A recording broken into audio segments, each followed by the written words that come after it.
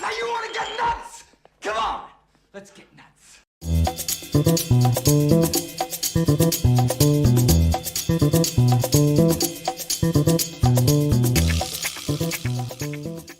It's hump day.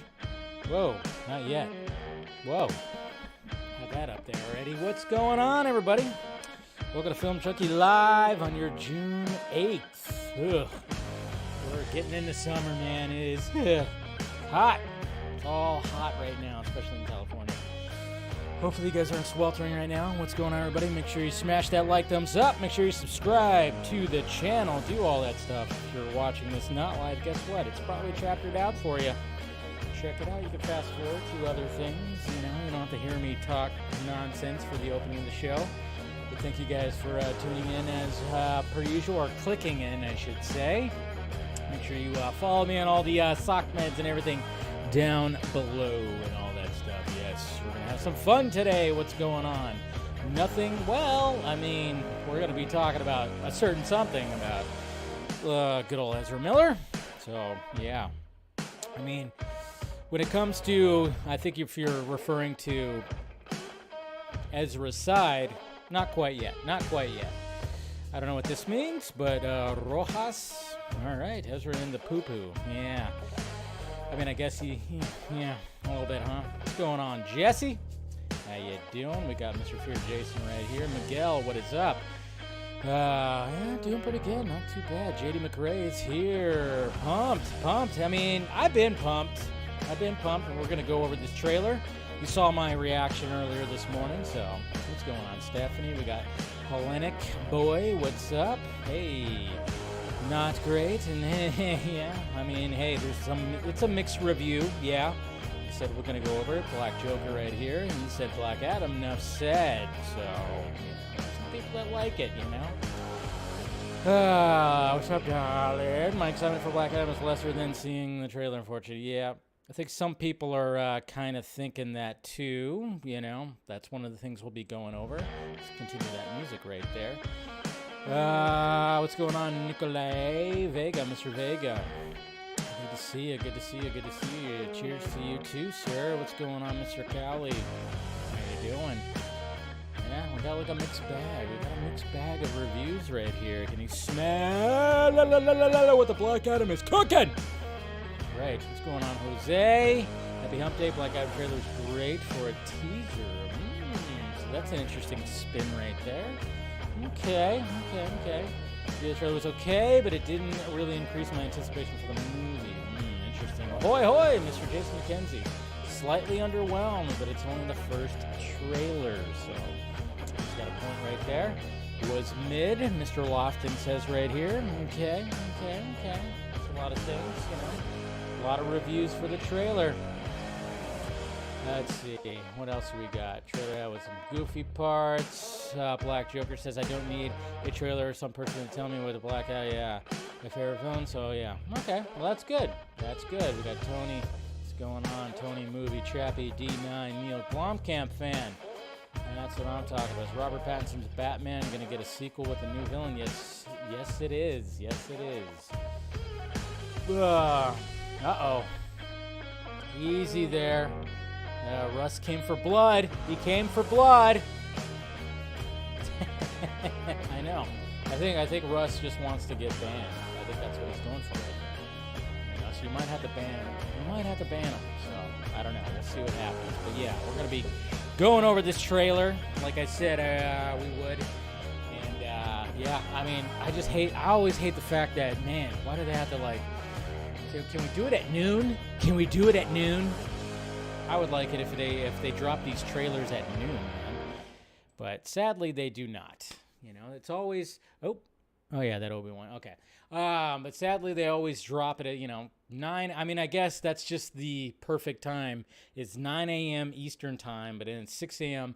my time. So I got up like a half hour earlier than I usually do. Actually, I got up 45 minutes earlier than I usually do. So I was a little bit like, I was a zombie, just waking up and going, I immediately went for the coffee. I just poured my coffee and I was like, and I was just trying to get as hyped up, like as energetic as possible when it came to my reaction. But anyways, guys, all right, let's do this. Appreciate you guys clicking in, of course. We're going to talk about that. We'll talk about Ezra. Yes, new claim has come about. We're going to go over that. Good old TMZ, of course. We're going to talk about Jurassic World Dominion because that is, of course, coming out this Friday or Thursday, I should say. That's when I'm seeing it tomorrow. So we're going to talk about the box office projections, which look really good, but the reviews, not so much. Yeah, sadly, the reviews aren't there. And then, of course, you could kind of see, there you go. See, it's clashing. The Obi-Wan title is clashing with the bricks of my background. But yeah. Man, there's just so much to talk about today because we had Miss Marvel episode 1 and then, of course, Obi-Wan Kenobi episode 4. Jesus Christ! And then they decided to drop the Black Adam trailer today, too. They should have dropped it on Thursday, right? Tomorrow, maybe? But then again, I wouldn't be able to break it down live like this if that was the case. But who cares? All right, so we'll be talking about all that and much, much more, man. We got some more stuff. Obviously, we got to get to the tweets, which more stuff, of course, happened today that we'll get to in the tweets. Hold on a second. Let me go ahead and make sure I'm all good. Where am I at? Okay. Keep going. Where am I? Okay. All right, we're good. Oh, we're going to start off the tweets with a bit of a banger, guys. We're going to start off with something. Just like I said, when it comes to Warner Brothers Discovery and Dave Zaslav, oh man, he is just fed up with J.J. Abrams. I tell you what. Yes, this kind of slipped under the radar a little bit yesterday. A lot of people were, talking about it today. But yes, HBO Max has canceled the planned series Demimande. I don't even know how to Demimande. I don't know if I'm even saying that right. But yes, you know how JJ got paid a shit ton of money to come over to Warner Brothers and nothing really has been produced, and he's been producing this series right here. It's been axed before it even shot a frame of film right here. The series will be shopped around to other streamers. Guarantee you it goes over to Apple TV because we already know that JJ is going to be producing. He's going to be producing whatchamacallit. Jesus Christ, totally drawn a blank. You guys know what he's producing over there. I could see it. Jeez. Yeah, my brain's not working right now. What is he producing over there that we found out like a couple of weeks ago? Yeah, I can't even my brain is just going, it's right there. It's right on the tip of my nose. Whatever. Yeah. What is it? What is he producing over there? Shit. Anyway, so yeah.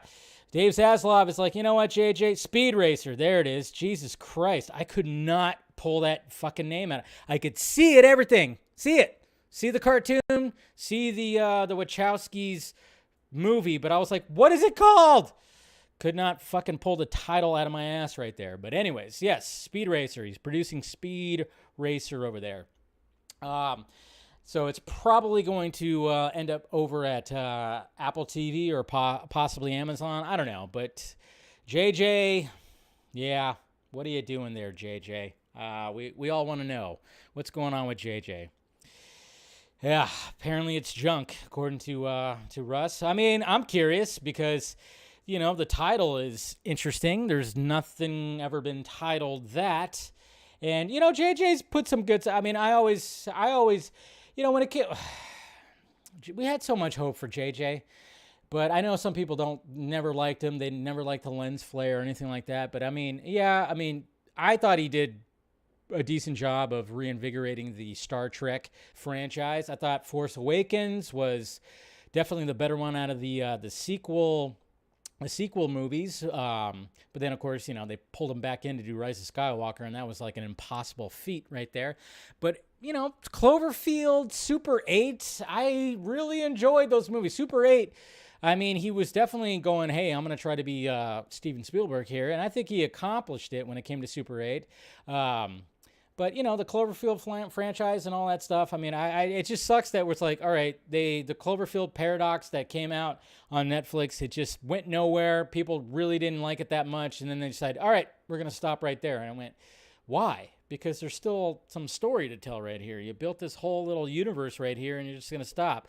But anyways, yes, Dave Zaslav, Warner Brothers Discovery said, nope, we're done. We're not gonna do this series, but I'm sure it's gonna get picked up somewhere else. But come on, JJ, what are you doing? What are you doing? And then, of course, with all the Joker 2 talk right here, if you guys remember back, I don't know when it was. I think it was a few months ago. But I posted this. This is a Film Junkie shot from a Film Junkie Live that I did a few months ago, where Willem Dafoe talked about his idea for a Joker 2, because everybody is always fan casting Willem Dafoe when it comes to Joker. So he had an idea for what could possibly, if he were to join Joker 2. So I always liked this thumbnail. This thumbnail was fun to make.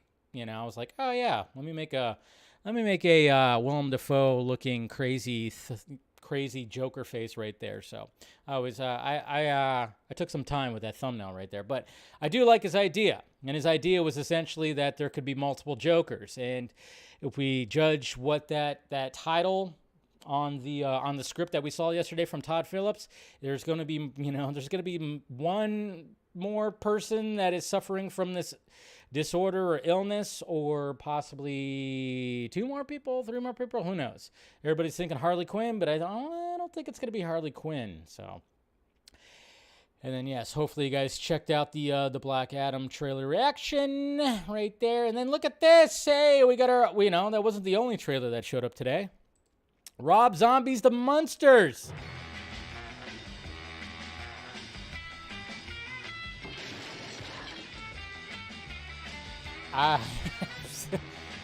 Man, I mean, hey, and of course Miss Sherry Moon, always got to have his wife in his movies. Man, I guess it's cold there. The breath's gone, yeah. You know, I never was a Munsters fan. Never really got into it, not even as a kid. I was always about the Addams Family, and I'm surprised there hasn't been an Addams Family, total thing right there. All new movie coming, yeah. Now in living color. So where's everybody else? Where's Marilyn and where's Eddie? Well, right? Have we seen them yet? But yes, Rob Zombie dropped the first little teaser trailer for The Munsters, and apparently he's keeping it true to the TV series. So that's I just was never really into it that much. I was more into the Addams Family, for sure. And a lot of people were kind of wondering, when are they going to do a crossover? I'm sure it'll happen one of these days. one of these days. And look at this right here, guys. You guys know I'm a diehard. The Foo Fighters are my favorite band, and sadly, back in March, we lost Taylor Hawkins, the drummer, one of the best drummers. I think probably the best drummer. I mean, my God, my favorite drummer. Obviously, we lost him to he died right before their show. A little too much chemical cocktails that were happening, sadly. But they announced this today, which I'm going to try to get tickets for, because obviously Los Angeles, right here at the Kia Forum on September 27th. And then, of course, Wembley Stadium. There's going to be Foo Fighters and the Hawkins family present Taylor Hawkins tribute concert. So, man, this is going to be something interesting. I'm curious to see if the Foo Fighters end up playing, obviously with a different, with a new drummer. That's what anybody who's a Foo Fighters fan is wondering, what's going to happen when it comes to the band, because Taylor Hawkins, when you heard Foo Fighters, it was Dave Grohl and Taylor Hawkins. So it's going to be interesting to see what happens at this tribute concert right here, or concerts, I should say. So may he rest in peace, man. May he rest in peace. But yeah, they posted that today. And Taylor Hawkins' wife also posted a statement too, thanking all the fans for reaching out and everything. So yeah, it just makes me sad. I can't believe the guy's gone, man. Still can't believe it. Still cannot believe it. And then today, when it came to Geeked Week on Netflix, today was Animation Day, and apparently there's going to be a new Ghostbusters animated series. That's right. It is Ghostbusters Day. I did wear my Ghostbusters shirt, Ghostbusters Day, because obviously 38 years ago, guess what happened? We got introduced to the Ghostbusters. So it is Ghostbusters Day, and talk about a perfect day to announce that there's going to be a whole new animated series on Netflix. And naturally, I'm going to be watching it. It's going to be, it's going to be showing up, and I will be watching that like crazy. I don't know if it's going to be the real Ghostbusters or not. Who knows? And then, yes, guys, any day now. When are we going to get that head cheese? The head cheese of DC Studios right there. I don't know who made this this logo, but it's really awesome, of course. So, but yeah, I'm kind of thinking that any day now, we've been talking about it, who's going to be the new head of DC Studios. Somebody's going to be it. I mean, obviously we have, of course, Michael DeLuca that's coming over and going to be looking over some things, but it's not necessarily DC stuff. I mean, he is, but they need somebody who's going to be heading DC Studios. And it's funny, too, because, naturally I got people going, oh, yeah, Deborah Snyder. And I'm just going, no, stop it again. I get it, fans. I get it. I totally get it. It's like, yeah, I mean, if you're going to choose somebody, yeah, I would love it. Yeah, if Debbie Snyder wanted to do it, I'd be like, sure. But, and I know that everybody's kind of just going on the whole fact that Zack Snyder liked a post from somebody, but we can't just go on likes of posts. But yeah, there's some people that were like, yeah, Deborah Snyder's going to, and everything. And it's like, no, she's not. Her and Zach have their own studio. They have Stone Quarry. They have their own thing going right now. And she's not going to want to come over here and clean up the mess that is DC kind of currently right now. So get that out of your heads, please, fans. I mean, I get it. But sometimes you got to think logically. Don't think like a fan. Think like a, what would be the logical choice? And Deborah Snyder coming over and heading that, and that's not going to be the case. But we'll see what happens. Maybe next week, maybe tomorrow, maybe Friday. I don't know. Zaslav works fast. Zaslav definitely works fast. So, and then speaking of the Snyders, look at this. Talk about getting a big fucking fish right here. Yes. Anthony Hopkins joins Zack Snyder's Netflix sci-fi adventure pick, Rebel Moon. That's right. Sir Anthony Hopkins, by the way. Click. Come on. So this was revealed today. Man, this is pretty awesome stuff right here. So Anthony Hopkins, I mean, he's not going to be in a physical form. He's going to be voicing Jimmy. That's right. Jimmy, and possibly sentient, JC-1435, mechanized battle robot, and one-time defender of the slain king. So, yes. So, no, like, you're not going to see Sir Anthony Hopkins in the physical form, but we're going to hear his voice coming out of a robot. That is right. You got to love that. And then, where's it at? Where's it at? There it is. Zach posted this right here. Hopkins, there's the design right there for this Jimmy sentient robot that he's going to be voicing. I love it. That's right. Zach is excited. That design is crazy. So we've seen two. I mean, we've seen another character too. We saw what's-his-name's character. But we've seen these other characters that have horns. Apparently, there's some horny people in Rebel Moon that's happening right here, that's for sure. But yeah, Mr. Anthony Hopkins is going to be voicing that. What's interesting, though, is like, and we've talked about this before.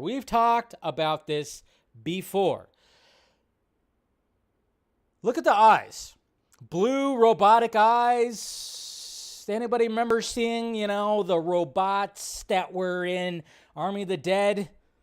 They had blue eyes, too. I'm still convinced that Rebel Moon and Army of the Dead-verse and the Rebel-verse might be the same universe, but just at different times. I don't know. Then again, I might be just looking way too into it because it's just fucking blue eyes. But I'm just saying. That would be interesting. We've all suspected. Obviously, there's some time travel that happens in the Army-verse. So, I don't know. We'll see. But Anthony Hopkins, that's pretty great right there. And, of course, we saw this design right here. Like I said, some pretty horny, dare I say, characters in the Rebel Moon universe. So, and then, yes, like I said, here's Mr. Jason Reitman right here talking about, of course, a little special message for Ghostbusters Day. Hey Ghostbusters fans, it's Jason Reitman and I'm here outside Ghost Corps along with my favorite car to wish you a happy Ghostbusters Day. I just want to thank you for being, honestly, the best fans in the world. For anyone who puts on the flight suit or puts on the proton pack or supports these movies, we are so grateful and we wanted to celebrate you today and the future of Ghostbusting. We have a lot of secrets, and we're going to share a few of them with you today. So keep an eye on the socials, and definitely check out tonight. Obviously, the animated really series. Special we want to share with you. Happy Ghostbusters Day. Oh, can't wait for the follow-up to Afterlife right there. I'm probably going to watch that this weekend. I haven't watched Afterlife since I watched it twice in theaters. I'm going to watch that today. So, yes, God damn it. Love it. Love it. And, hey, keep hashtagging that Ayer cut. Hashtag release the Ayer cut, guys. And also, Henry Cavill's Superman. Don't forget, if you want to do Restore the Snyderverse, add release the Ayer cut and hashtag Henry Cavill's Superman. I'm just saying. Just every little bit helps right here. Tamora Morrison wants to get Boba Fett back to his badass ways. We got to see the old Boba Fett. So not even the star is happy with the series that came out. Yeah. That's always interesting, right? When the star is not happy with the outcome of the series when it comes to Boba Fett. I mean, I'm sure he's happy that he got paid and he got brought back and everything like that, sure. And was happy to play the character and continue the character, sure. But at the same time, he realizes that, yes, they kind of softened Boba Fett when it came to Book of Boba Fett. Not to mention there was a couple episodes where they took a little detour and said, okay, we're not going to have Boba Fett in some of these episodes. We're going to continue to expand the universe and have Luke and Ahsoka and Grogu and everybody, coming back. But yeah, it's time to bring it back, guys. I mean, hopefully if they do another season of Book of Boba Fett, which hopefully they will, and they probably will, let's get him back. Let's get him back to the way he was because, yeah, it was,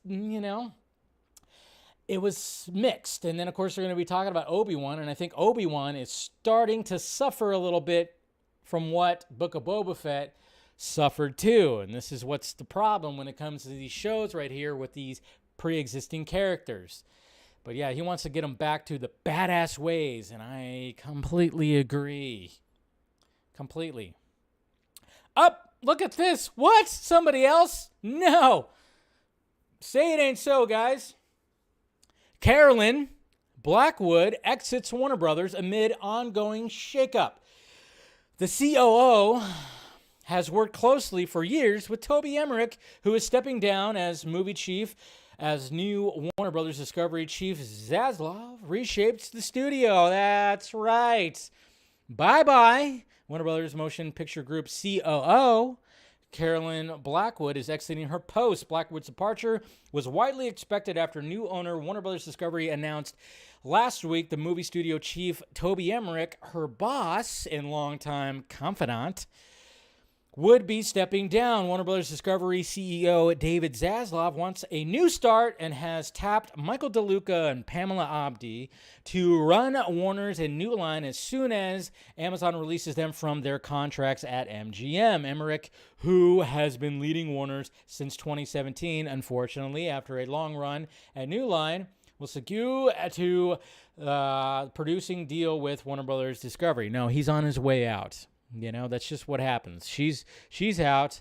So she rose to the role of Warner Brothers Motion Picture COO in 2019 and was tasked with running the day-to-day operations of the studio. In recent years, she had to contend with AT&T takeover, with the AT&T takeover and a pandemic. She played a key role in developing Project Popcorn with former Warner Media chief Jason Kilar, whereby all Warner Brothers titles in 2021 opened simultaneously in theaters and HBO Max. So apparently she was part of that decision right there, which of course, you know, some of us said it was a great decision, but some people in the biz would say that wasn't a good decision. As COO, Blackwood cut a wide swath of oversight duties, among them physical production, business affairs, music, and live events. And she continued to co-run New Line with Richard Brenner.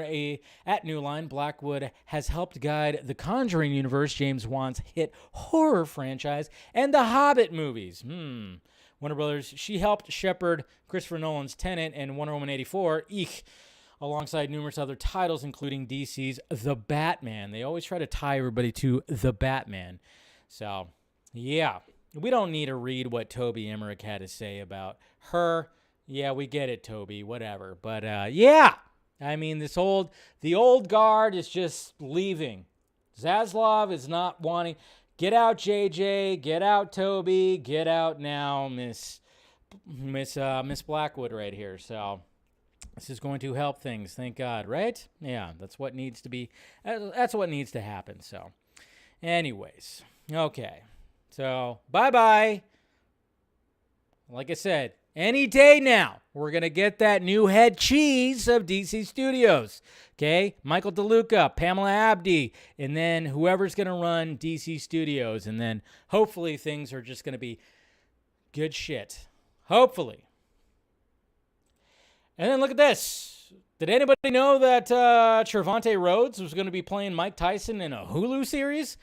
I did not. I was waiting for Jamie Foxx and the biopic of him playing Tyson. But yes, we now have a series that's coming out on Hulu with Mr. Trevante Rhodes playing Mike Tyson. And it looks pretty good. Looks really good. Some fun. Yeah. Look at the tiger. Have some fun. You gotta have some fun. Looks like he's embodied the role pretty well. Bulked up pretty good. It's going to be called Mike. But yeah, this kind of came out of nowhere. And everybody's kind of going like, wait a minute, wasn't Jamie Foxx going to be playing something, whatever the fuck? But I mean, I guess that's going to be a movie now? I don't know. All very interesting. Maybe it's not happening anymore. I don't know. It's really weird. Really weird. So, I don't know. Hey, we got a new poster art right here from Gabrielle Del Otto right there of the Batman, which looks pretty damn cool. Gotta love that. And then we got Stranger Things from Billy the Butcher right here. Stranger Things poster of the Hellfire Club Chapter 1. That's pretty cool as well. And then I like this right here from Jaws. Right here from Jaws. It looks, what's his name? He's got a proton pack on. I like that. It's pretty good. Hey, 10 years ago today, a decade ago, Prometheus came out. Remember when Prometheus came out and nobody was expecting it to be as deep and philosophical as it was, but people just wanted to see xenomorphs, so they kind of fucked up the whole story, which was stupid. It's like, God damn it, I still want to see the conclusion of this goddamn story with this motherfucker right here, this little android, David, right here. I'm still wondering. I want to know. I want to see it link up to, the first Alien movie, but I don't think we're actually going to see this because obviously it didn't do box office business, sadly, but it's a beautifully shot movie and a beautifully done movie. And more and more people every day go, hey, that was actually a good movie. Why can't we get more of that? And then speaking of Netflix and their animation that was happening today, the MonsterVerse that's going on from Powerhouse Animation drops a Titanic first look at Skull Island. Remember, this is coming to Netflix right here, Skull Island. Look at that big, huge hand. That's pretty cool. Tom Hiddleston. Can you believe that Tom Hiddleston got cast as Loki when he was 29 years old? Now he's 41.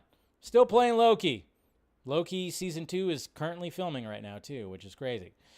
And then if you're wondering what's going on with Army of the Dead Las Vegas or even Twilight of the Gods, well, this is the only update that we have when it comes to both of those Zack Snyder products that are coming to Netflix. Hard at work on a few other Netflix projects, Army of the Dead, Las Vegas, and Twilight of the Gods. And Netflix Geeks will have more news on those coming soon. Coming soon. Yeah, that's all we get. That's all we get, guys. Sad. Sucks, because I wanted to see some Las Vegas stuff. I mean, we're all anxiously awaiting more Las Vegas stuff. I mean, it's been over a year since we got that little tease from Zach. Sadly, I mean, I've told you guys that there was a complication that happened with the animation studio they were using. So that has something to do with it. But also, animation takes time. Jay Oliva says that too. I mean, he went on, Slay Oliva. I love it when Slay Oliva starts posting responses on Twitter. And he realized that animation takes time. It's like, yeah. But from what I gathered, from what I heard too, there was a little complication that happened with the studio that they were using to animate Las Vegas. But hopefully we can get something pretty damn soon. Hey, you can get your book. Hey, look at that. Deeper and Deeper is the perfect companion to the best-selling memoir, providing even more depths to this hero's soul. That's right. The Deep, if you want to, catch his book on Audible, Deeper and Deeper. There you go, right there. I love the fact that they really just they bring it into real life when it comes to this stuff like that with the boys. Can't wait to see the new episode that'll be premiering on Friday or Thursday night.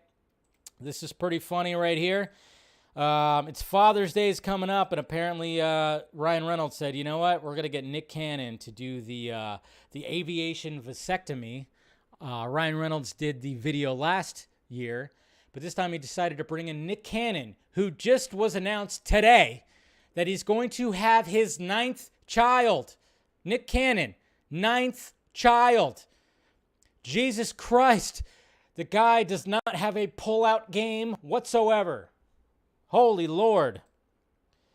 But this is a pretty funny. This is a pretty funny. Ryan Reynolds asked me. I've never really been a Nick Cannon fan. I never thought he was that funny, but this is actually pretty funny right here because he leans in the fact that he has a lot of kids, and then of course Ryan Reynolds shows up at the very end, and it's a funny video. Twitter sucks. Anyways, you guys could see it. Ryan Reynolds posted it. I don't know why the video just locked up because it's Twitter, but yeah. 9 kids. Yeah, I know. Jesus Christ. Man, guy just doesn't know how to pull out. Here's a throwback right here of Ivan Reitman directing, of course, the very first Ghostbusters film. Look at that thing. All on set. Looks cool. It's a cool shot. Love the black and white. Happy Ghostbusters Day. And then, of course, right after this, guys, you want to head over to the Real in Motion YouTube channel. You can see Mr. Everett and possibly Mr. Garza talking about the week's events that are happening, a laundry list of stuff that they'll be going over. So check it out right after this. Hopefully I don't go overtime, right? It does happen. It definitely does happen. But anyways, all right. So let's get to it. let's get to the nitty gritty right here. Let's see. We got to get rid of that, and that. Let's talk about Black Adam. How are we feeling about Black Adam, huh? How do we like that trailer? How many times have you watched the trailer? Are you super excited? Does it get you more hyped, less hyped? Kind of saw some of the comments already in the super chat, but you know, how are we feeling about this? I did, of course, put a poll on YouTube to see what everybody was feeling like when it came to this. Nerdy Mastermind says it looks great. Let's see. Russ, of course, thinks it's junk. Comedy Video is saying it's going to be the biggest flop of 2022. Mr. Eric said no stupid quick joke after the title at the end of the trailer. Thank you. Matthias says trailer made me less excited about the movie. So it's pretty interesting to see the reaction, you know. Captain Gator Girl says Russ is junk because that's what it is. I just want to see the JSA. I think that's what everybody has been saying the most. And this goes back to what I was saying about the response to the test screening. Seems like people are more interested in the JSA than they are Black Adam. That is a problem. That is a little bit of a problem right there when you've been trying to get this movie out for over a decade and people are more interested in seeing the JSA than the actual character that the movie is fucking based off of. That's what's crazy. Okay, so here we go. Here's the poll right here. Everybody's just kind of going like, this is only 914 votes currently right now. Everybody's kind of going, it's okay. 53%. 28% said loved it. 15% said, 3% said terrible. Terrible. So, not too shabby. Not too shabby.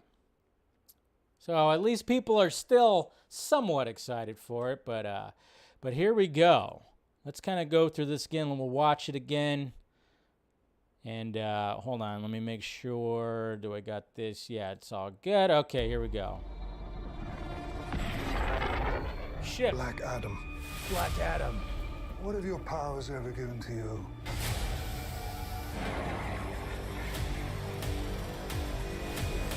Curious about that. Nothing but heartache. And then, of course, that's who... I mean, put Pierce Brosnan as much in the trailer as possible. Then I was reborn a god. Reborn a god. My son sacrificed his life to save me. That's going to be an interesting scene.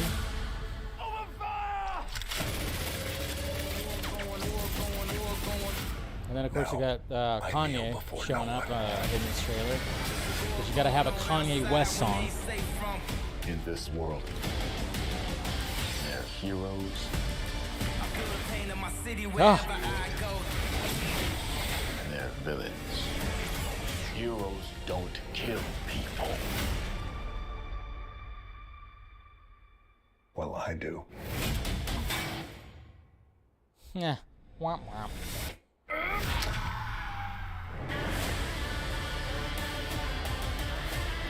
My vision has shown me the future. You have two choices. Yeah. Top Gun The Maverick. destroyer of this world. Or you can be its savior.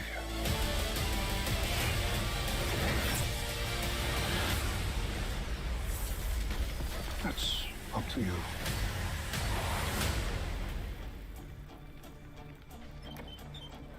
Miss Sahi, whatever her name is. She's gorgeous. Did he just catch a rocket? He got a rocket.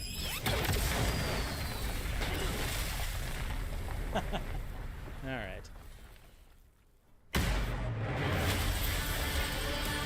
Dun dun dun. Okay, so let's kind of go through this thing right here. Obviously, we got the, I'm assuming this ship right here is the Justice Society of America, kind of like a little bit like kind of how like the Avengers have their ships too. I don't know, if it's something like that.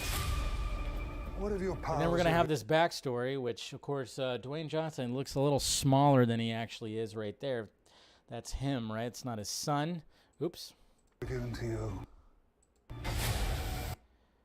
It's Very interesting. It's going to be interesting backstory, I guess you could say. Human fluid. Holding him in there. But I mean, that's who we want to see, right? I mean, I'm not going to lie. That's who I want to see the most. It's like, it's Pierce Brosnan. It's Dr. Fate. Kind of, you know. I think that's even Dwayne Johnson earlier this week, you know, gave his praise to Pierce Brosnan because he knows. He listened to the test audience right there. I was a slave. So we saw that already. Until I died. That shot. It's going to be interesting. Look at that. We got a little blood action going on right here. I don't know who that is. It looks like that's what, I don't know. I guess that's his, somebody Then is I was love. reborn a god. Of course, we have him showing back up right here, and that's, I mean, I don't know My son exactly what's happening sacrificed right his there. life to save me. Some dramatic moments. Hey, you know, come on. We need some drama right here. Let's go, Dwayne Johnson. This is what's going to be interesting. Obviously, you have those two right over here. These two characters right here with this whole little SWAT team that's happening. This is just that scene. I don't know if they reshot some of this stuff. I don't know. Almost seems like they kind of did. I don't know. Now, I kneel before no one. I kneel before no one. Is that little like play on the whole kneel before Zod right there? That's a cool shot. I will say, this is a cool shot right here. That's a cool shot. Okay, so this is more of the JSA ship right here. Obviously, look, you have like a little emblem on the back of the seat right here, so they have their own little stuff like that. And I know, like, when it comes to the JSA is supposed to be more in the past, but hey, what can you do, you know? But I do like the fact that, you know, he jumps through right here, just kind of falls down right there. And then, of course, we get our... obviously, this looks a little better, but, you know, one of the things that a lot of people were talking about, and I even kind of complained about it too, it's like, yeah, the color palette is a little too yellow. They should really adjust the color palette because it's a little too yellow. Let's mix it up a little bit. Let's bring the yellow down a little bit, maybe add a little bit of green, possibly a little bit of blue. I don't know. They just need to bring the yellow color palette down just a skosh. A little too yellow. But it's a good shot right there. Definitely is. And then a shot, of course, Adam Smasher right there, which his costume is all illuminated and everything's looking pretty cool right there. Not very shabby. And then, yeah, we were about to see Pierce Brosnan put on the Dr. Fate helmet, which is like, oh! And then, of course, we have a shot right there. That's the only shot. Sadly, only shot we get of Dr. Fate right there, which I think out of all the costumes, this costume looks probably the best when it comes to the JSA especially, so...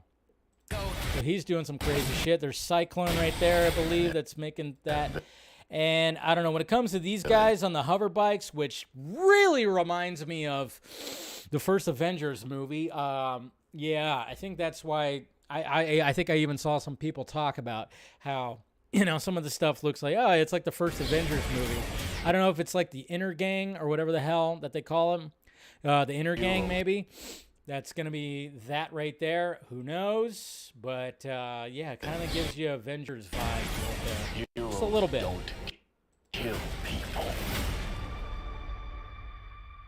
Heroes don't kill people? Well, I do. Well, I do. So we got that right there, which is a cool little, like, you know, exchange right there. Again, the color palette needs to fucking be adjusted. Some people did adjustments to, like, some of the shots, and it just looked a lot better. So hopefully they start listening to people about the color palette. I mean, the helmet looks great. Hawkman's helmet looks fantastic. And then you got this right here, which is like, okay. Now we're getting into the goofy shit. Now we're just getting into the goofy shit. This is where it's like, oh, shit. All right, so now we got this villain right here. He's he's shown back up, and he's just kind of like, all right, what's happening? And then this dude right here tries to hit him with his little... the club folding, whatever the fuck they call this thing, and then of course it just doesn't do anything. And then it's like, huh? And then we see a shot of him getting launched out into the water. All right. I thought that was a little cheesy, but what can you do? This is a cool shot, though. I like that. That's a cool shot. My vision has And then, of course, with this beautiful guy right here, holding his helmet. shown me the future. And then we got this Top Gun Maverick moment right here. We got him flying. He doesn't do this, which is good. I mean, if you're like a badass and you're a villain, you're going to put your arms back like that. You're not going to do the Superman stuff. And I do... be the destroyer of this world. Right there. I mean, I like the fact that he just said, fuck you, and just said, see ya. Or you can be That should be savior. interesting. And then we got this shot of what's her name right here with I don't know. I don't think that's her son or anything like that. It's probably just somebody random right there. We got this statue right here that looks like him. I don't know. Is that the Black Adam statue? I don't think it is. So he's chasing after these guys right here on the bike. So I mean, Black Adam's gonna fuck some people up at least. That's up to you. See, and then it looks all cool, and then it gets to another kooky part. Okay, let's roll up the windows. And see, I don't know if I like about this. Does this remind you of anything? Did he just catch a rocket? Does that remind you of anything? Does that remind you of anything? What does that remind you of? Anybody? What does that remind you of? Remember when Steppenwolf caught a little rocket or a missile in his hand? Kind of reminded me of that. But it's just like, it's like one of those moments where it's like, all right, do I take this seriously or do I take it not? I don't know. Blows up. Cool. They're okay. And then it's like, oh, did he die? Of course he didn't die. And then, of course, they have to slam the window like that. Yeah.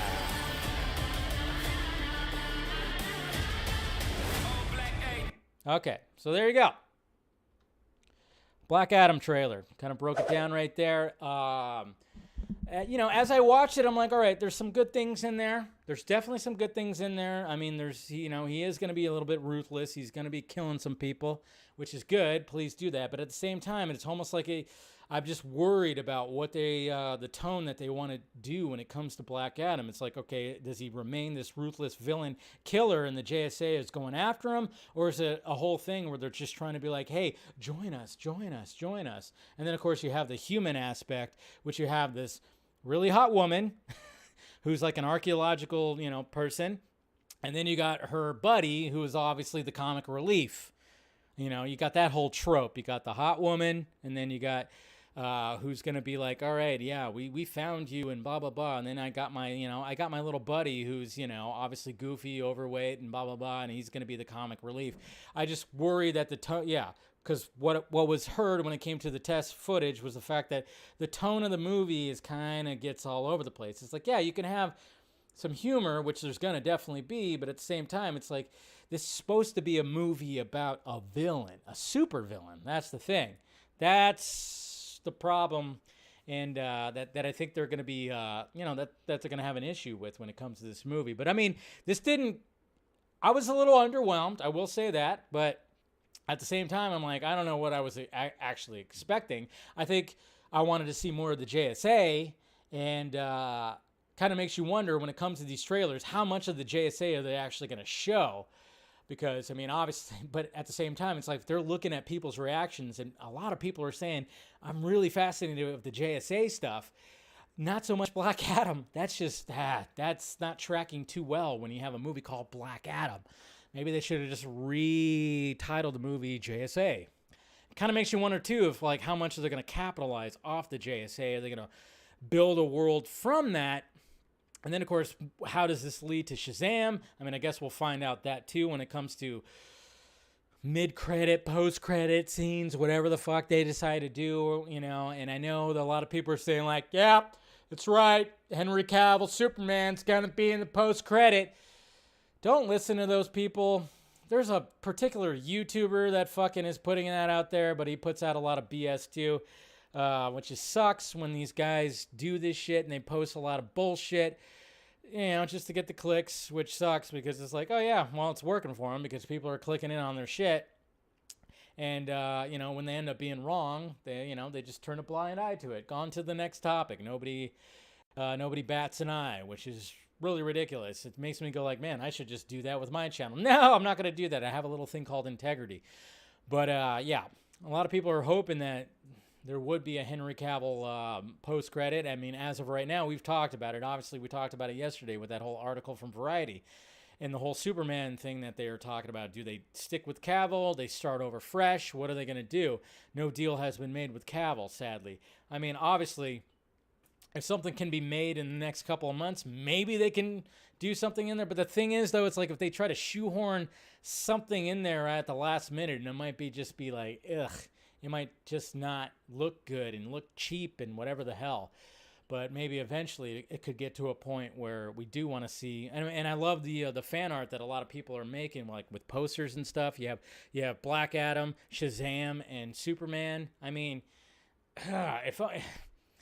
seriously, Dave Zaslav, if you really want to help your Superman problem you have right there, I mean, just bring Cavill back in, throw the money at him, promise him his movie, and then have him sign a contract where he has cameos. If you want to build a universe or, continue doing something in a universe with DC, you got to build it around your Superman. You already have a Superman, so just do that right there. I don't know, but it might be too late when it comes to anything showing up in Black Adam. I mean, I remember at one point I thought for sure Cavill might end up showing up in either that, or, I mean, of course, The Flash is a whole different story, but, I mean, man, it would just be so awesome.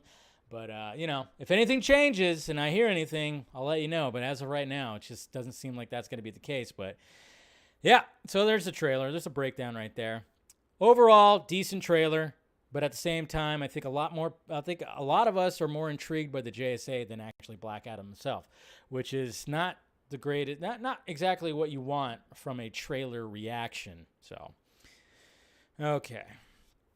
Now, speaking of more problems that Warner Brothers Discovery has, we have a new article, fucking TMZ, coming in right here when it comes to Ezra. Man, when you thought that, okay, the Ezra stuff is starting to, it's starting to go, we're okay. Ezra just needs to lie low or whatever the fuck, and then all of a sudden we get something like this. Parents say Ezra Miller, parents say actors taken control of their daughter, ask court for protective order. Exclusive! Ezra Miller is not only a bad influence, they're a danger to well-being of an 18-year-old woman, at least according to her parents, who are asking court to step in and keep the actor from her. According to new legal docs obtained by TMZ, Dakota Iron Eyes, interesting name, met a then 23-year-old Ezra Miller in 2016, and she was just 12, and the actor was visiting the Standing Rock Reservation in North Dakota. From there, Dakota's parents say she and Ezra developed a friendship they believe puts Dakota at risk. There's Dakota right there. Dakota's parents say Miller flew her to London in 2017 to visit the studio where Fantastic Beasts and Where to Find Him was filmed, and she was a big fan of Miller and was in the movie. At the time of the trip, they say Dakota was 14 and Ezra was 25. And then there's all kinds of interesting stuff, too, right here as a friendship. So basically, it's looking like Dakota was actually, I don't know. It's all very interesting. Not only that, they claim, best known as the Flat Blood Red disrupted Dakota's schooling and blah, blah, blah. And then, of course, they talk about other things, too, where he basically was grooming her and getting her all kinds of druggies and stuff like that right here. It says in the docs, Ezra uses violence, intimidation, threat of violence, fear, paranoia, delusions, and drugs to hold sway over a young adolescent Dakota. They claim Ezra has also told Dakota to solely go by Gibson, a nickname she formerly used with the family and blah, blah, blah. So there's all this that is happening right now. And then, of course, we have this from Dakota herself, who basically said, it's all bullshit. She debunked it. I'd like to make a statement to acknowledge the tragedy that is the narrative of the general public and the assumptions made on my behalf by my family and friends regarding my stability and otherwise. I dropped out of Bard 5 months ago. My friend and comrade William passed shortly thereafter. My mind was incredibly impacted, and I've needed space and time for processing of grief. My comrade Comrade, am I saying that right? I don't know, probably not. Ezra Miller, for the entirety of the aforementioned era, has only provided loving support and invaluable protection throughout this period of loss. I'm in no way or under any circumstance have ever been, during my short-lived adulthood, in need of conservatorship. My father and his allegations hold no weight and are frankly transphobic and based in the notion that I am somehow incapable of coherent thought or opposing opinions to those of my kindred worrying about my well-being. I am now aware of the severity of emotional and psychological manipulation as I was made to endure while in my parents' home. Oof. I'm an adult and I deserve to feel authority in my own body. I am tired of wondering whether or not cops will show up to section me on a daily basis. I have decided upon a therapist and am excited to now engage in conversation with a mental health professional about my anxiety and probable depression. It is no one's business. My choices are my own, and as the nature of police intervention in my case, it is unnecessary and it is a waste of time and resource. This bout of blatant betrayal and toxicity my parents and others have chosen to punish me with has been desperately embarrassing and traumatically life-altering. Relationships in my life have been grossly affected, some detrimentally so. This behavior is unacceptable and needs to be called out. So there's that too. So she came out and said, hey, you want some context? Here's some fucking context. But then at the same time, looked at the wrong thing right there. Let's see, did I not have that thing up? I had another thing up, and I think I clicked back at the wrong thing. Hold on. Not that. Let's see what we got here. What did I had something else right here, too. Oh, yeah, there's this. I didn't click back on that, so, all right. So we got this also right here. Sorry. Gotta make sure my messages are all like wait. So we got this right here.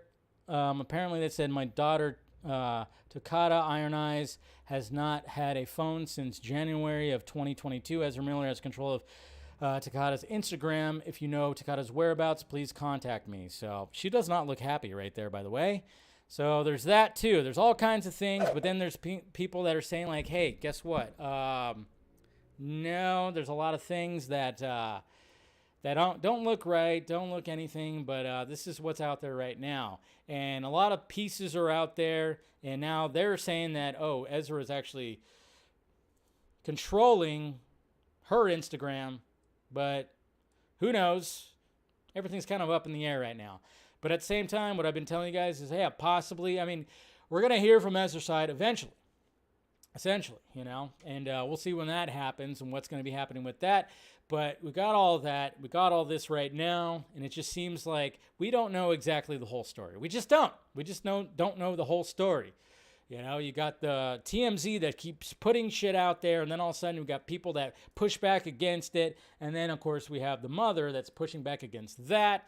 There's all kinds of things that are crazy things that are happening right now. But what's sad, though, is the narrative is just Ezra is just this horrible, horrible, horrible person, a groomer, and all this kind of stuff right now. That's added to the list now, and it's just kind of going like, holy shit. Like, what is happening here? And, yeah, we'll see what happens when more stuff gets put out there. Mr. Jason McKenzie, thank you, sir, for the $50 super chat. Thank you, sir. You're always awesome.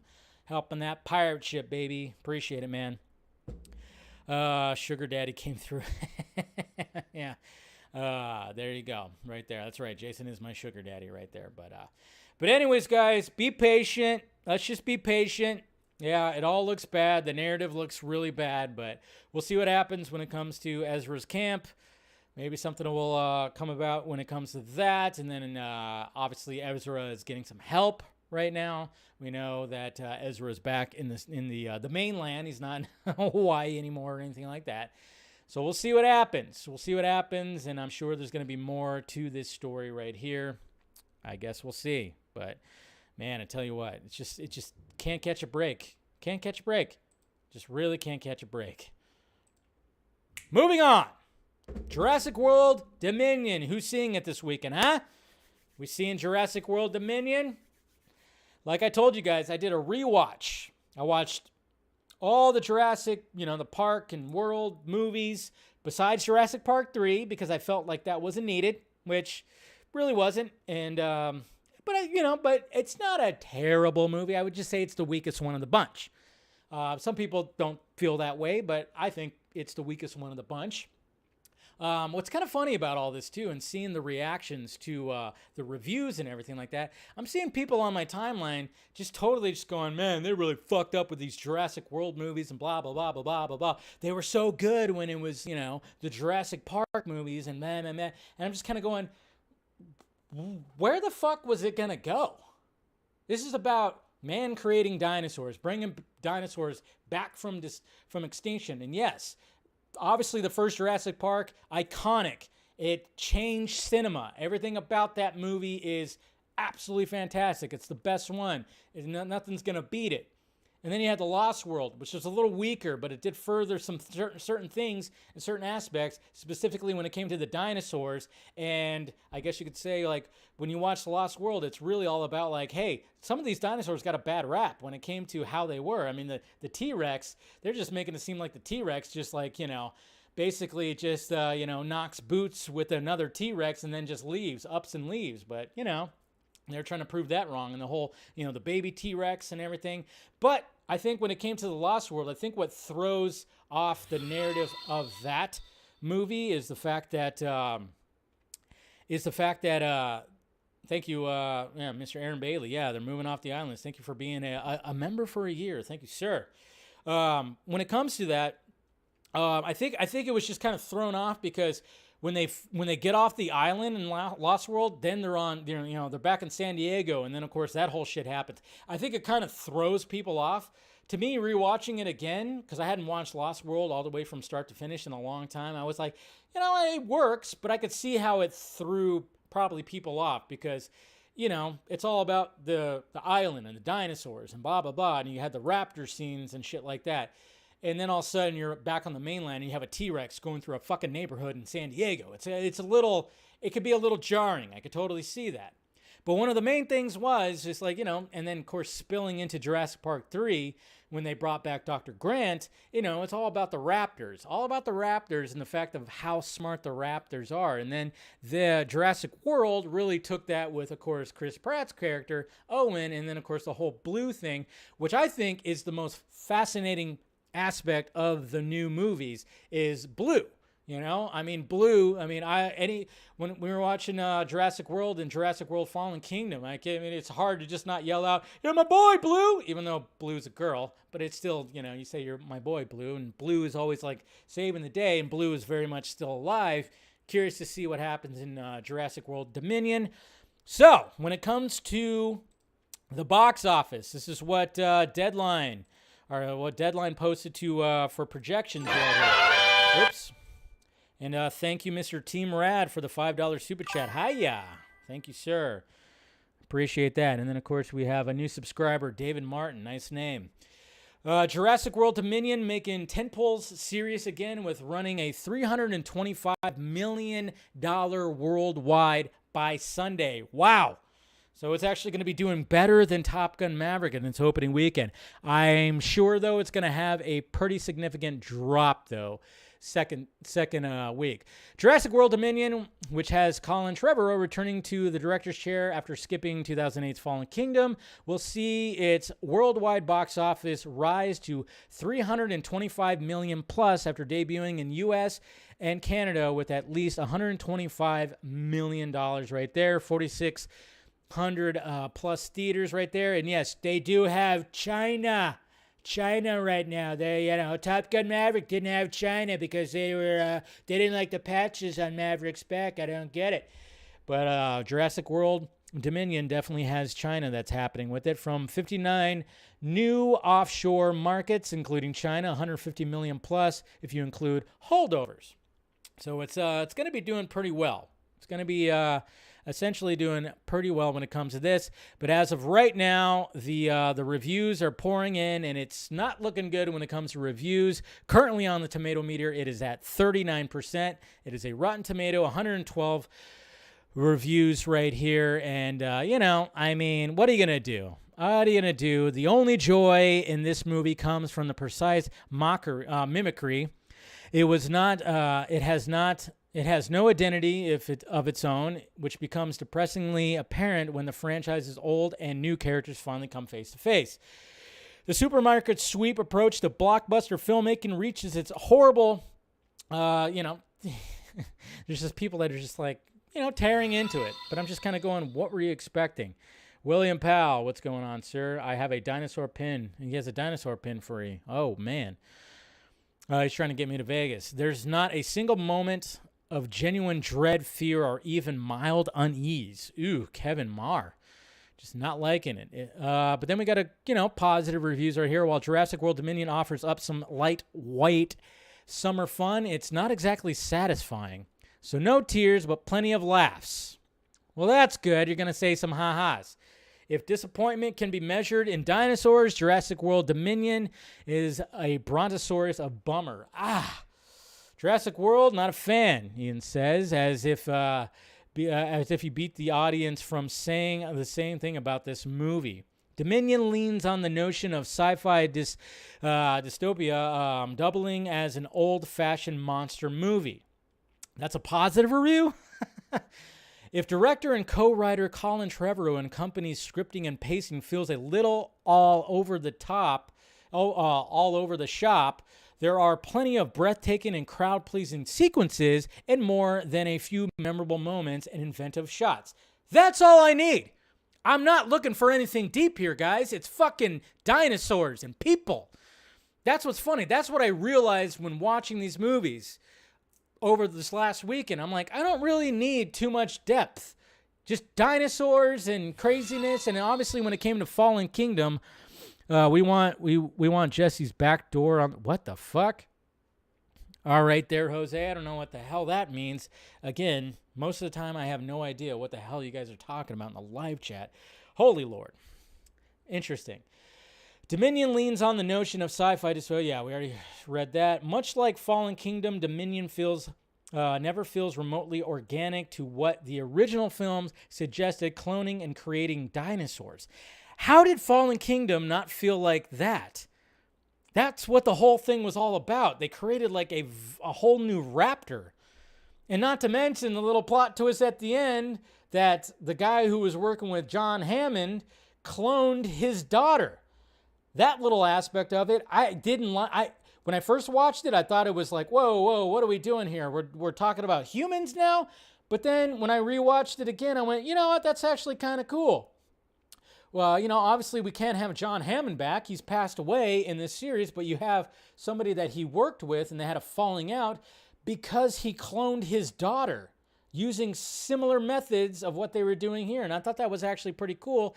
And the thing about Fallen Kingdom is it was very much like a horror movie. It took place in a creepy old house, of course, when it was at night and raining. With that whole, what's that? I forgot what the raptor was called. But anyways, guys, I don't care. Obviously, if you want to go watch it, go watch it. And apparently a lot of people are going to go watch this damn thing. It's going to be interesting to see. Obviously, we got a little hint from Fallen Kingdom. Jeff Goldblum, of course. Ian Malcolm showed up, but he was only at the little hearing thing. Now, of course, he's going to be more part of it. Yes, there were some people that actually said that it was kind of almost Rise of Skywalker-esque. And I'm just kind of going, no, there's no way that it's going to be as messy as Rise of Skywalker. I mean, sure, it could be messy and clunky and whatever. Maybe, okay. But there's no way that it's going to be Rise of Skywalker level mess. Because that was taking fucking like 4 decades of shit and trying to round it up. Jurassic Park, that franchise has not been around that long. And there wasn't a lot of mythology wrapped around in it. So, when people were saying that, comparing it to Rise of Skywalker, I'm like, fuck off. I don't know what the hell you were expecting. And honestly, I don't know. what people are, it's dinosaurs and people. Now I'm in what Aaron Bailey said earlier today, or what he said earlier was like, I love the fact that, yes, no longer Fallen Kingdom wiped the island off. Like, there's no more island now. This is all on the mainland. That's what I'm looking forward to, and the way that Fallen Kingdom ended. And I thought, what's his name? The director, J.A., what's his name? Did such a good job of like, okay, they had to go back to the island. Volcano. That's something we didn't see. A volcano's going to erupt. Let's try to rescue some of these species. Obviously, when it comes to these movies, you have the same trope of man wants to fucking sell these creatures and use them as soldiers and whatever the fuck, which is like, all right, yes, we're going to have that again, sure.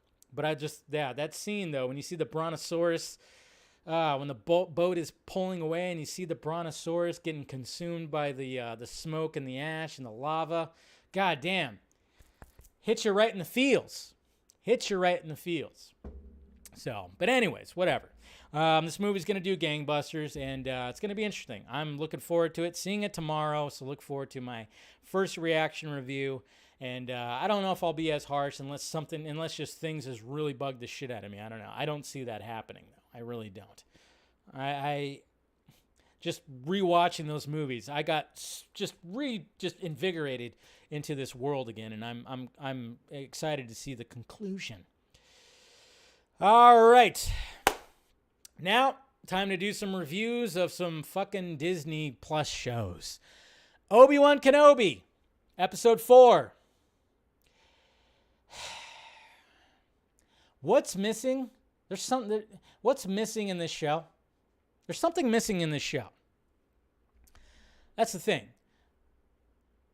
I liked how this show started. Slow burn. And then all of a sudden it was like, okay, here comes Vader. And that was kind of cool, but then there's something that was like, I was like, wait, that's not really working as well as I hoped it would. And I think a lot of people felt that way. Because, the first 2 episodes felt like, oh man, this is pretty like, yeah, this is feeling cinematic and all this stuff. And then all of a sudden Vader comes in and I was like, all right, that's cool. But some things just felt a little off. The editing felt a little weird. When they first showed Vader, I went, okay, why did Rogue One do it so much better with him? And now we have this episode where, we get to see Obi-Wan more in action, which was cool. I enjoyed that part of it, but I don't know. It's just this show is just missing something. It's missing something, and I think it's just because it's got this this line, this very thin line that it's got to balance itself to not break canon, but also introduce some new shit. So it's like the show is walking this very thin line of, hey, we don't want to piss off all the fucking canon gatekeepers, but we also want to do some cool new shit as well. So I think that's where this show is suffering, and that's why some of it is just like, eh. And, there were some cool things in this episode. Obviously, it's furthering the whole rescuing of little young Princess Leia. Man, it just felt like there's just certain things. And again, the whole whatever her name is, the Inquisitor, who's not the Grand Inquisitor yet, she's not coming around, If Star Wars wants to call me racist because I don't like her performance or her character, then fine. We already talked about that last week where, it's like, oh, wait, there's a bunch of people don't like her character because she's black. It's like, no, her character's not that great. The performance, the writing of the character is just not that great. The thing that works the best in this series is Obi-Wan and little young Princess Leia. She's not a princess yet, right? That's what works the best. But yeah, it just feels like it's just not there's just something missing here, and I'm wondering what the last 2 episodes are going to be like, and then I'm wondering what's going to happen in season 2. They really got to amp it up a little bit. But I mean, I'm still enjoying it. It just feels like it's just missing something. It's just missing something. I don't know. Who knows? But there you go. There's my review of episode 4 of Obi-Wan Kenobi. And now we got the debut episode, the premiere of Miss Marvel. That's right. Now, when I watched the trailer, we watched the trailer on here. We even read reviews and everything. I was kind of going, this show is probably not going to be for me. So, but I'm going to give it a shot, and I'll probably, stick it out. We'll see if I get pulled in to stick it out. And when I watch the show, pleasantly surprised a little bit. When it comes to Miss Marvel, Amon, whatever her name is, I forget what her last name is, but Amon, who plays Kamala, I actually really dug her character. She's a very, very likable character, and obviously it's going to be like, hey, you got to get introduced to her family life. It's a familiar trope because obviously, she's Muslim. And so you got that whole aspect of it, which is fun. There's a lot of culture, like a culture montage that happens in this opening episode, which is like, all right, cool. Yeah. And then of course she's living in, in New York City. Why is like all these heroes live in fucking New York? That's one thing about Marvel. It's like all the fucking heroes live in like New York City. It's like, okay, or Brooklyn or something, or, in New York. They just live in New York. But anyways, so you get that aspect of it. And then of course you see the introduction of her powers, which I know some people didn't like. I didn't have a problem with it. And then of course there's like this whole scene that happens at Avengers Con, which I'm surprised that Kevin Feige hasn't made an actual thing yet. But it's also kind of weird too because, she's very much a fangirl, obviously, of Captain Marvel and all the Avengers and everything. So, I mean, it's, dare I say, it's cute. It's a cute series. I don't know. I don't know if it's going to pull me along all the way to the end. I'm going to try. But the first episode was good enough where I'm going to be like, all right, let's see where this goes. What I liked about the direction of Miss Marvel and what's happening in this first episode, I like the whole, because she draws a lot and stuff. So when her and her buddy are like talking, you see like the drawings on like walls and stuff like behind them. And even when they're text messaging, you'll see the stuff appear like behind them. I thought that was kind of cool. But, it's very much a coming of age story of a new hero and blah, blah, blah, blah, blah. So we'll see if it keeps me going. But as of right now, enjoyed the first episode. We'll see what happens when it comes to, furthering the story and who shows up and whatever the hell. So, I don't know. We'll see. But otherwise, yeah, it's okay. Check it out. All right. So we got all that. Now let's go to the tweets. Let's go to the tweets, the Twitter questions. There we are. See what you guys have to say on Twitter. All right. Okay. So, Eric Blake, let's see, exclusive. Producer Haram Garcia confirms Dwayne Johnson's character is aware of other DC heroes in the Solo movie. We know that those guys exist. There's even conversations where he's told that there's other heroes out there. Okay, so then why the fuck on the fucking... See, this is where that stupid goddamn tagline on the poster doesn't make any goddamn sense. The world needed a hero. They got Black Adam. Okay, so if there's other heroes that exist, then why the fuck did you put that tagline on the fucking poster? It's ridiculous. What else did he say? It's just done. I mean, that's where that tagline just doesn't even make sense. Exactly. And for us, you'll feel the effects in our world. We know that those guys exist.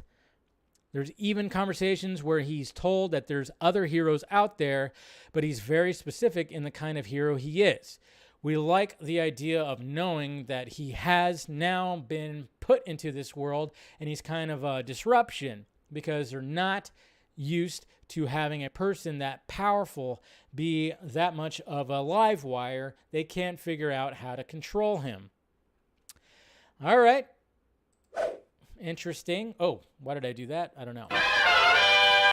Interesting. But that just makes that tagline even more stupid. That's the thing in that poster. All right. So we'll see what happens. I wonder if they actually mention heroes by name. Probably not. But we'll see. CK, Cooper Knox. It's all fun and games for Black Adam trying to change the hierarchy and power of the DC universe until a certain superpowered man wearing a blue and red suit swoops in and starts kicking his ass. Yeah, but we have to have him take on Shazam first, right? He's basically supposed to be Shazam's goddamn arch nemesis, and everybody can't stop talking about Superman. That's what's funny. And it's like, currently right now, guys, there's no deal with anybody who's Superman. So I know I get the optimism, but Jesus Christ, he has to fight Shazam first. Carrie. Hey, Dave, am I crazy, or was Black Adam supposed to be a period piece set in the 50s or 60s? I don't think they ever said that. I don't get how the JSA are a present-day team that has been around a while. When the JL is a new team, the JL is supposed to be an anomaly. That this just shows how disconnected the DCEU is. Yeah, I mean, we already know how disconnected the DCEU is. You know, don't expect anything to be fucking fully connected. There's not going to be a lot of connective tissue that's happening.